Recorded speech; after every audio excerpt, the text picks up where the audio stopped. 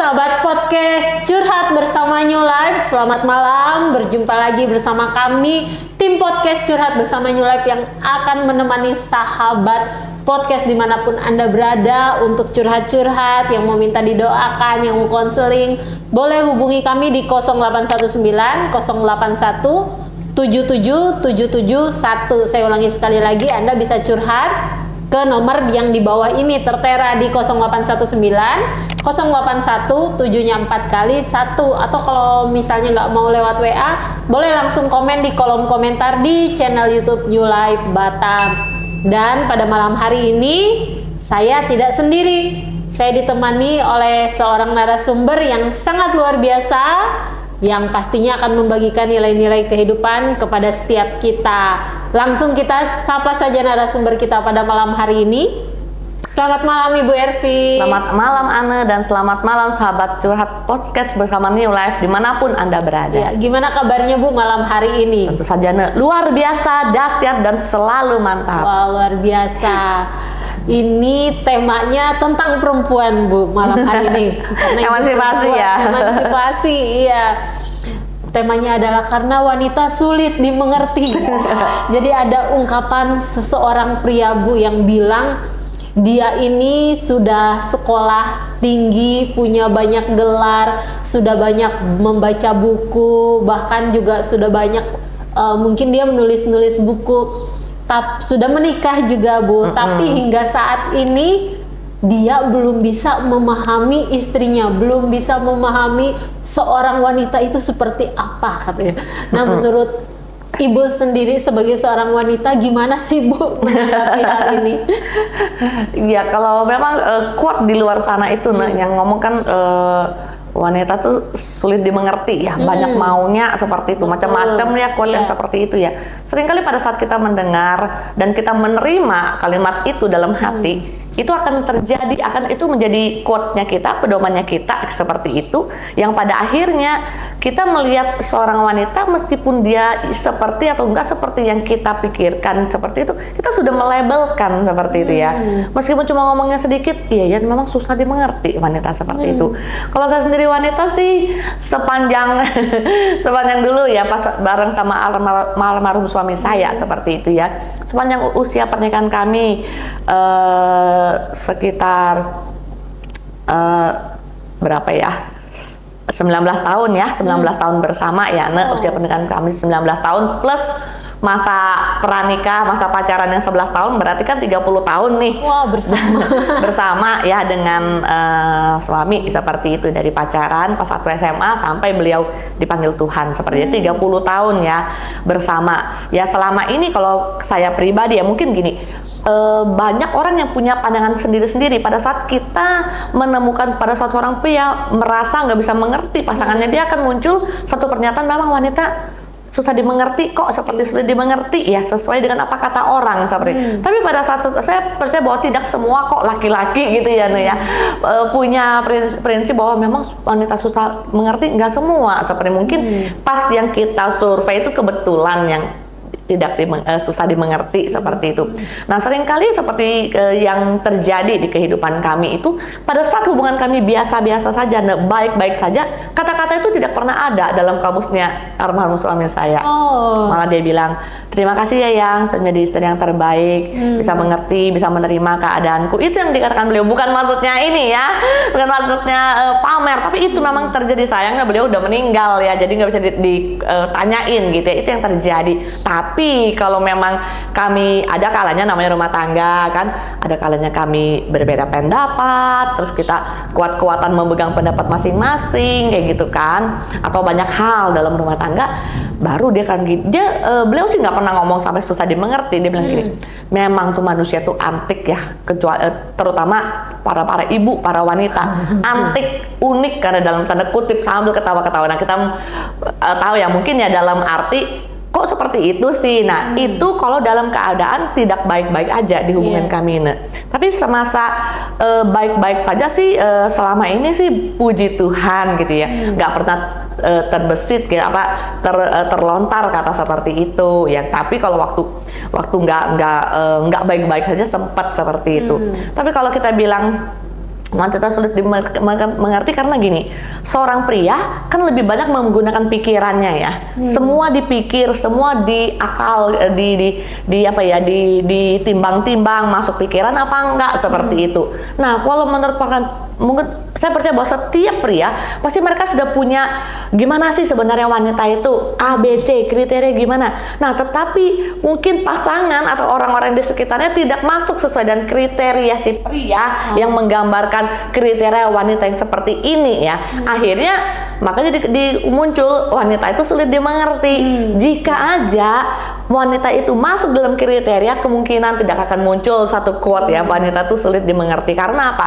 Kan perbedaan ya. Wanita kan lebih cenderung ke perasaan ya, apa-apa meskipun secara pikiran A, perasaan B, akhirnya yang diputusin itu B, bukan A, ikut sama perasaan. Sedangkan kan pria kan lebih mendominasi adalah pikiran seperti itu. Nah, jadi yang ada di dalam pikiran pria, saya percaya bahwa sudah ada syarat-syarat, sudah ada prinsip-prinsip wanita tuh seperti ini loh yang ada dalam gambaran dia pribadi gitu ya. Tapi pada saat wanita tidak sesuai dengan prinsipnya, maka dia bilang, memang ini wanita susah dimengerti, kok nggak sesuai seperti itu.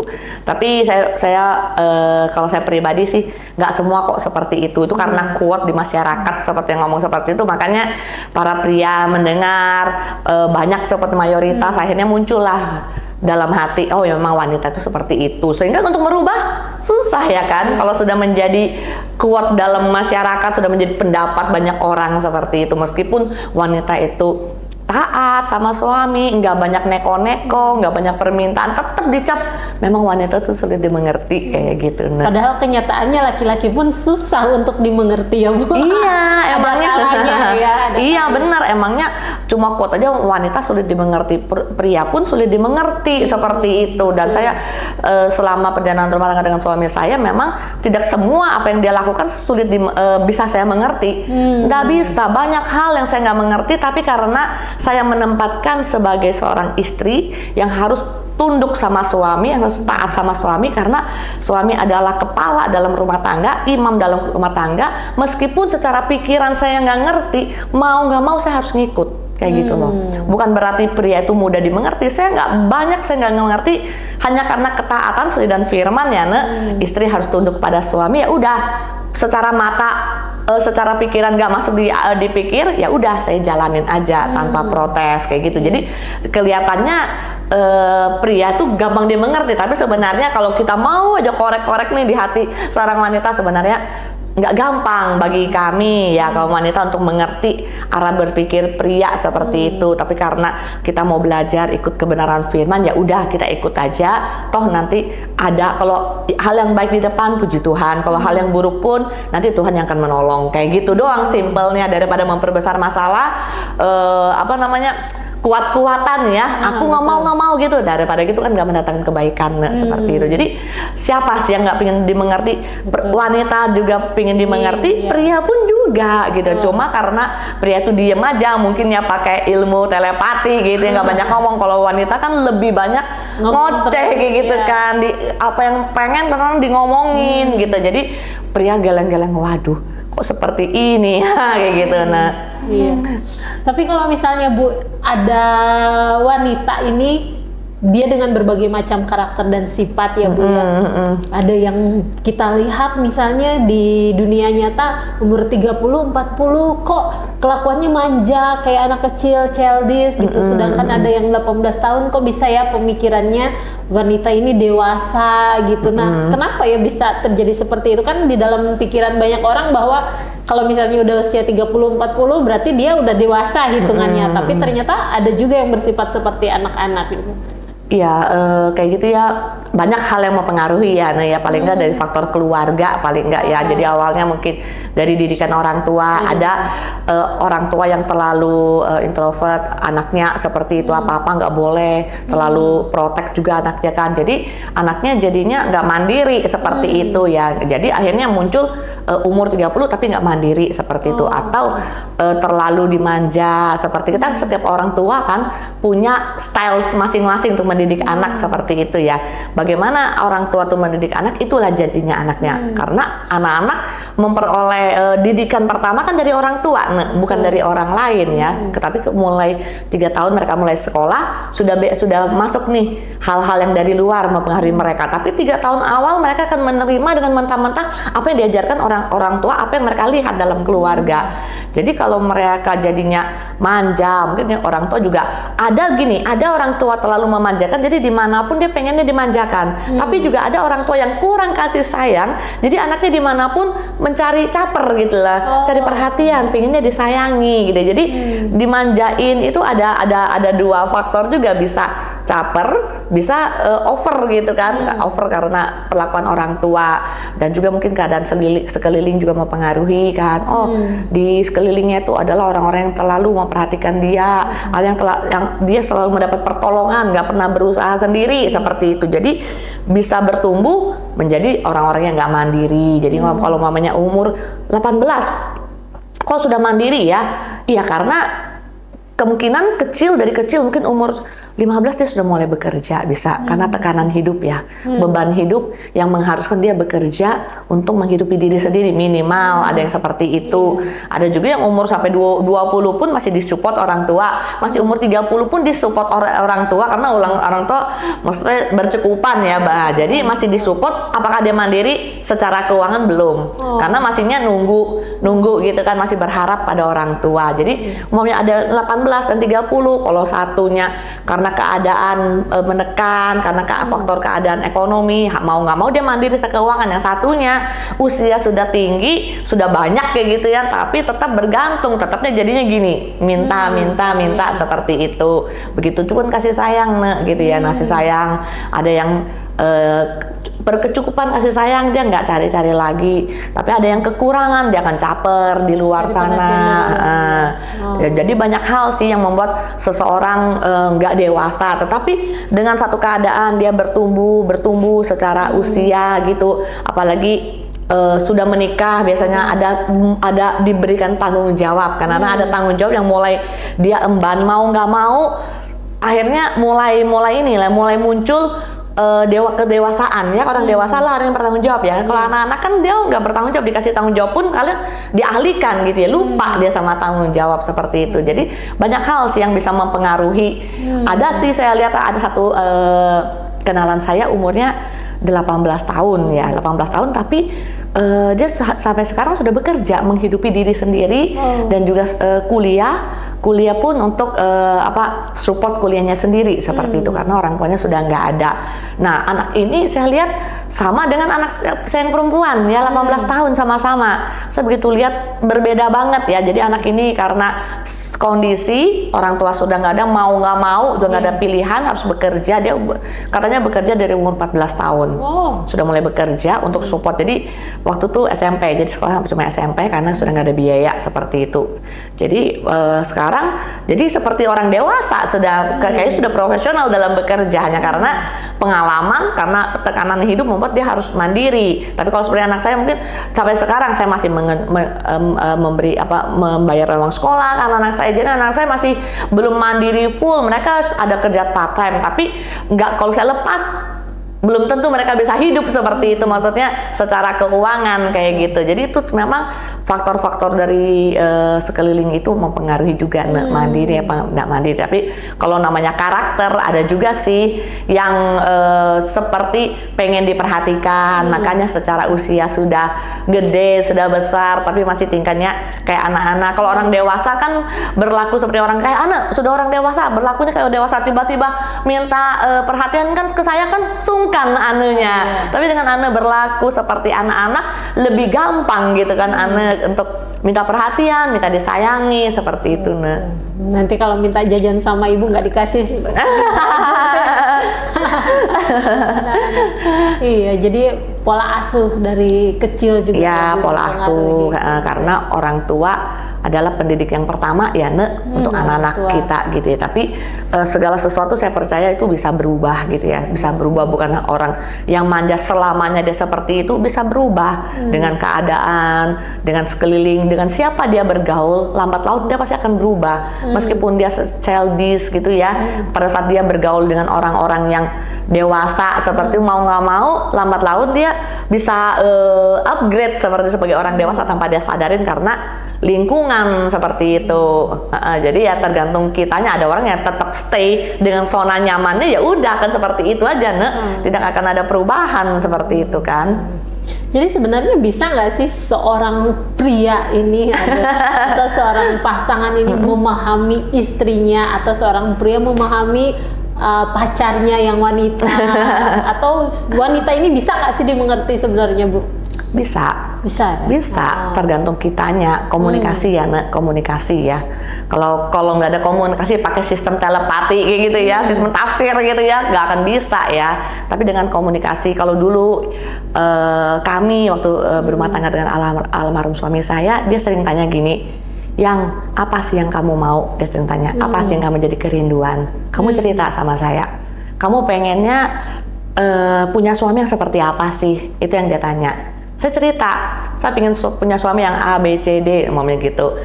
Saya punya kerinduan yang A, B, C, T. Apa yang dikatakan, oke, mungkin saya nggak sempurna, tapi saya berusaha untuk bisa memenuhi apa yang menjadi kerinduanmu seperti itu. Jadi kita ngomong, begitupun dia juga, aku pengen loh, aku punya istri, mungkin kamu sudah oke, tapi ada hal-hal yang aku pengennya kamu lebih diperbaiki. Dia seperti itu, dia cerita, oh pengennya kamu kemana-mana, kan kalau dulu itu terus terang saya kan kadang males gitu loh nemenin suami saya seperti itu. Kalau beliau kemana-mana rapat gitu, saya suruh ikut nungguin gitu kan, sementara di sana saya cuma duduk dengerin kayak gitu kan, nggak ngapa-ngapain ya, karena saya ngerasa capek sekali. Terus sudah pulang sampai rumah, kerjaan bertumpuk gitu kan, cucian belum, setrikaan bertumpuk kayak gitu. Jadi kan kalau saya di rumah kan lebih enak seperti itu. Jadi saya lebih cenderung mending saya nggak ikut deh, tapi kerjaan rumah saya selesai kayak gitu kan. Masih banyaknya ibu-ibu rumah tangga kan banyak banget yang mau diurusin kayak gitu, belum lagi anak lagi. Jadi kalau saya pribadi bukan orang yang suka ngikut, kalau bisa saya di rumah gitu. Jadi dia bilang, aturlah waktumu kalau gitu. Saya maunya kalau memang saya keluar butuh, ikutlah saya, temenin saya itu. Jadi kayak gitu, bukan apa ya, dengan adanya komunikasi saya tahu oh kerinduannya suami saya seperti itu. Nah sedetiknya kita gimana sih caranya, mungkin pada saat kita berubah nggak 100%, bisa paling mungkin 50%, tapi di mana kita kan sudah ada upaya ya, sudah ada upaya untuk berubah seperti itu. Dan dengan ada komunikasi itu nggak ada hal yang maksudnya jadinya misunderstanding gitu kan. Karena apa yang saya mau saya cerita sama suami saya, begitupun apa yang dia rindukan, kehidupan rumah tangga yang seperti apa, seperti itu dia cerita sama saya. Jadi kan kita ngerti. Nah kalau kita nggak pernah cerita terus kita diem aja, maunya suami ngerti. Nah seringkali kan para wanita itu kan pakai ilmu diem, seperti diem apa pilateli, apa bukan pilateli, telepati ya kan. Telepati. Nah jadi maunya kan gini, maunya ada suami saya diem aja, saya maunya gini, saya itu pengen makan buah duku, maunya saya pengen makan buah duku, saya suka makan buah duku kan. Terus ada orang nih jual buah duku, kami lagi jalan, pengennya ini sih suami beliin lah, tau lah istrinya suka makan buah duku, pengennya saya. Ternyata udah lewat di lapaknya buah-buahan, diam-diam dia malah beli jeruk yang dia suka makan. Dia ada duku sono banyak lagi, segar-segar nggak dibeliin. Saya bilang, Tuhan maulah buah duku, kok suami nggak beliin sih? Nah itulah pakai ilmu telepati. Jadi istri itu maunya dia diam, suami itu mengerti kayak gitu. Tapi kita tuh nggak mau ngomong kayak gitu lah. Istri itu kadang-kadang seperti, makanya suami bilang sudah pulang baru kita ngoceh, kamu itu ya tadi ya aku pengen beli duku lah, kita kan nggak ngomong. Tapi kan seringkali kan kita marah akhirnya, kenapa aku udah dibeliin kamu cuma beli jeruk yang kamu suka seperti itu, apa sih salahnya? Jadi kalau suami saya dia sering ngomong, kalau kamu pengen sesuatu ngomonglah, aku bukan dukun yang tahu isi hatimu, dia sering bilang gitu. Jadi itulah karena istri itu sukanya suami itu tebak-tebakan, tahu kerinduan istri, tahunya maunya istri, ya itu kayak suami itu kayak seorang dukun alis tafsir yang tahu bisa melihat isi hati istri. Nah karena hal-hal ini yang sering terjadi, akhirnya misunderstanding lah. Makanya ada slogan, wanita tuh sulit dimengerti karena kita mau cenderungnya diam dan suami tahulah yang orang disayangi pengen A B C D itulah. Kalau menurut saya pribadi ya jadilah kita apalagi dengan pasangan ya, kita terbuka apa adanya gitu biar nggak tambah ribet ya. Yang kita terbuka aja sudah ada aja masalah ya, apalagi kita yang tutup diri gitu ya, nggak mau cerita seperti itu ya, kayak gitu. Iya, nah jadi buat sahabat podcast dimanapun Anda berada, kalau misalnya yang pada hari ini ya malam ini mungkin cowok-cowok atau para suami lagi nonton gitu ya, bingung ngadepin istrinya, mungkin boleh curhat kepada kami ya. Kalau misalnya tulis di kolom komentar takut istrinya lihat nih, ini suamiku gitu yang komen, langsung aja boleh hubungi kami di 0819 081 7-nya 4 kali 1, boleh lewat WA, SMS atau telepon gitu ya. Nanti tim curhat bersama New Life akan mendoakan atau akan menjawab setiap pertanyaan dari sahabat podcast dimanapun Anda berada. Atau mungkin juga ada yang sedang sakit, sedang memiliki pergumulan, mau curhat, bingung kemana, boleh hubungi kami di 0819 081 7-nya 4 kali 1. Dan kita kembali lagi ke narasumber kita pada malam hari ini ya, dengan tema wanita sulit dimengerti katanya ya Bu. Tadi kita udah bahas-bahas nih Bu, dan katanya ada yang bilang juga nih Bu, kalau misalnya lihat di media sosial si pria bilang terima kasih sama wanita lain itu diingat terus, terima kasih ya kayak gitu. Benar nggak sih Bu kalau misalnya wanita itu dia bisa mengingat hal-hal negatif yang suaminya lakukan yang udah dari lama-lama itu dia bisa inget lagi gitu? Jadi dipendam terus, diingat terus. Dan saya rasa bukan cuma pria, semua kita ya, kita lebih gampang untuk mengingat hal-hal yang jelek, yang buruk, yang negatif daripada mengingat kebaikannya orang. Iya enggak? Ya kan? Coba kalau kita ketemu seseorang, lebih cepat kita menilai buruknya daripada kita menilai baiknya. Betul. Ya kan? Betul. Umpamanya nih saya ketemu Ane, terus saya ditanya, dibilang, Bu Ervi, apa sih kebaikan Ane? Saya mungkin lihat, terus saya lihat dari atas ke bawah. Ya, sudah lupa. Saya lihat, apa sih kebaikan Ane? Mungkin dalam waktu 10 menit, saya mungkin cuma bisa ngelis gitu 5 nih kebaikan Ane. Dalam waktu 10 menit. Saya pandang-pandang, padahal mukanya Ane mah tidak ada jawaban gitu ya. Nggak berubah seperti itu. Tapi umpamanya 10 menit ke depan, saya dikasih waktu lagi untuk menulis apa sih keburukan Ane. Mungkin 10 menit, nggak usah 10, 5 menit saya bisa menuliskan 15 keburukan Ane, seperti oh iya Ane A B C D. Memang kecenderungan manusia, coba kalau kita ketemu orang, nah orang itu kan kayak gini. Gosipnya kan cepet yang negatif ya dari yang positif. Nah itu berpendapat, apalagi mengingat. Mengingat itu pada ada masalah kita ingat keburukan orang. Masalah yang sekarang kita ngingetnya bisa sampai 2 tahun yang lalu, 3 tahun yang lalu kita masih ingat. Tetapi apakah kebaikan orang lain yang seminggu yang lalu kita terima mungkin seringkali kita sudah lupa karena apa ya yang dia pernah lakukan buat saya seperti itu. Jadi kalau istri ya memang kadang-kadang reminder ya kepada para wanita, para istri seperti itu. Kita juga belajar, istri kan kadang-kadang suka ngomong ya, karena mungkin apalagi istri itu kan yang banyak yang ibu rumah tangga. Betul. Yang cuma stay di rumah, setiap kali ngurus anak, masak, ngurusin rumah tangga gitu, seperti itu ya. Jadi ruang lingkupnya kan 4 tembok nih tiap hari, sementara suami kan pergi kerja keluar seperti itu. Nah namanya kayak gitu kan, namanya manusia kan perlu refresh juga. Jadi kalau ada masalah kecil aja kadang bisa jadi besar ya. Karena apa? Bukan karena dia mau membesarkan, karena biasa itu apa ya, suntuk kayak gitu ya, capek gitu dengan pekerjaan rumah, jadi hal yang kecil bisa jadi besar ya, seperti itu ya. Jadi sudah jadi besar, otomatis yang dulu itu bisa ingat kembali. Jadi masalahnya sebenarnya cuma masalah makanan yang keasinan. Umpamanya gini, makanannya, masalah itu kan suami, umpamanya suami yang pulang telat, seperti itu. Suami yang pulang telat, tapi nanti masalahnya bisa sampai yang dulu yang suaminya nggak bantu cuci piring lah, suaminya yang nggak bantu pergi belanja lah gitu. Jadi bisa ke bawah-bawah karena memang ada satu space di manusia itu untuk kita refreshing, untuk kita rest seperti itu ya. Nah, jadi nggak heran sih. Tapi saya pikir juga itu bukan cuma perempuan ya, tapi laki-laki pun seperti itu ya, karena memang cenderung manusia itu lebih cepat menilai keburukan orang ya, daripada kebaikan orang seperti itu ya. Jadi yang jahatnya orang inget dosa-dosanya orang, tapi kebaikannya orang lupa kayak gitu ya.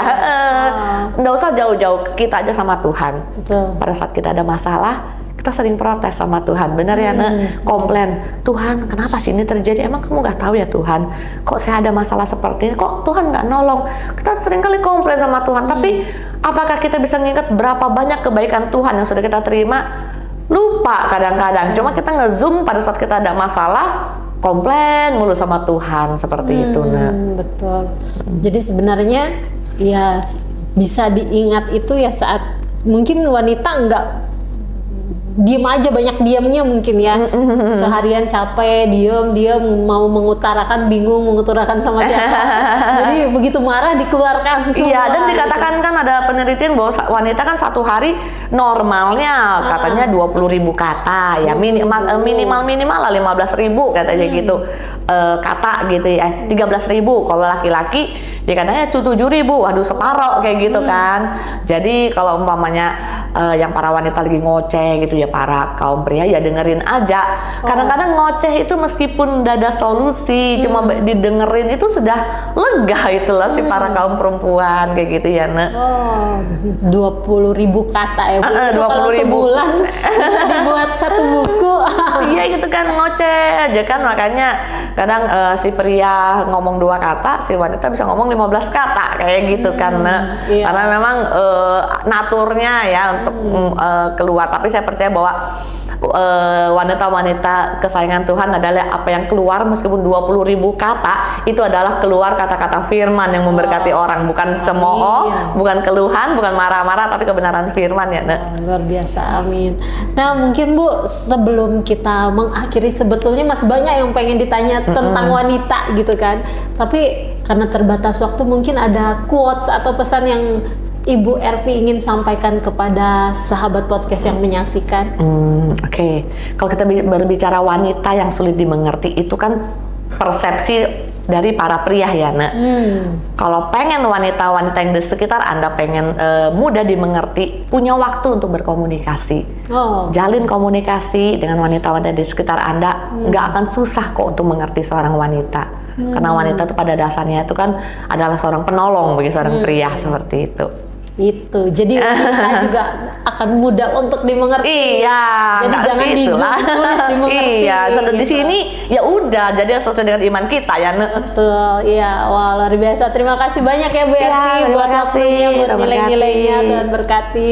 Dan kami juga mengucapkan terima kasih banyak nih buat sahabat podcast Curhat Bersama New Life yang telah menyaksikan siaran ini dari awal, pertengahan hingga akhir. Kami percaya nilai-nilai yang dibagikan boleh memberkati kehidupan kita supaya kehidupan kita menjadi lebih baik lagi dan lebih bermakna. Jangan lupa untuk like, komen, subscribe, serta share channel YouTube Podcast New Life Batam supaya makin banyak orang-orang yang diberkati dengan nilai-nilai yang dibagikan. Dan jangan lupa untuk terus saksikan podcast Curhat Bersama New Life setiap hari Kamis jam 7 malam hanya di channel YouTube New Life Batam. New Life.